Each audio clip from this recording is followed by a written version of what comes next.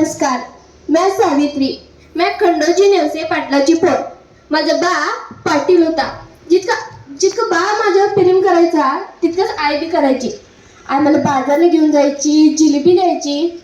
असंच एक दिवस मी जिलेबी खात रस्त्याने चालली होती तर एक गोरा आला आणि म्हणाला, हे girl, you can't eat this while walking down the street. तेव्हा काय मला समजलं नाही, पण मी तो पुडा हाय तसा बाजूला फेकला. तर तो गोरा मला म्हणतोय, nice, you are smart girl. तेव्हापासून कधी मी आधी स्वतःला लई शहाणी समजायला लागली. मग असंच दिवस येत गेलं. मी वयानं मोठी होत गेली.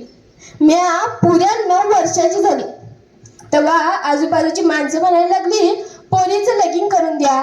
मग काय, माझा बाप माझ्यासाठी पोरं शोधायला लागला. तेव्हा आजूबाजूची बायका म्हणतात, ज्योतिबा लय चांगला पोरगा आहे. ज्योतिबा आणि सावित्रीची जोडी लय चांगली दिसत. मग काय, मला लगीन झालं आणि लगीन केल्यावर मी घरी जाऊन बघते, ती इकडं पुस्तकं, इकडं पुस्तकं, समोर पुस्तकं. मी विचार केला, यो माणूस काय पोटाची पुस्तकच खातोय काय. तर मला येऊन म्हणतात, सावित्री, आपल्याला देशातील मुलींना समृद्ध बनवायचंय. त्यासाठी सगळ्यात पहिला तुला शिकावं लागेल. तेव्हा तर मी हा म्हणलं, पण शिकायचं माझ्याच्याने काय व्हायचं नाही. दुसरा दिवस उजाडला. हे माझ्या बाजूला येऊन पाटी घेऊन बसलं आणि पाटीवर लिहिलं आणि मला म्हणतात, आता तू प्रयत्न कर बघू. पहिल्यांदा मी लिहिलं तेव्हा काही मला समजलं नाही, पण जसं मी लिहित गेली तसं मला यायला लागलं. मग मी पुरी 12 खडी शिकवली. मग मला म्हणतात, आपण मुलींसाठी एक शाळा काढू. मग काय, मी हा म्हणलं. पहिल्या दिवशी शाळेत गेले, बघितलं 5च पोरी. बरं म्हणलं 5 तर 5. पण जसं मी मागं वळली आणि लिहायला गेली पोरी समजा पळालं. पण तरी पण मी हार मानली नाही. मी शाळेत शिकवायला जात राहील.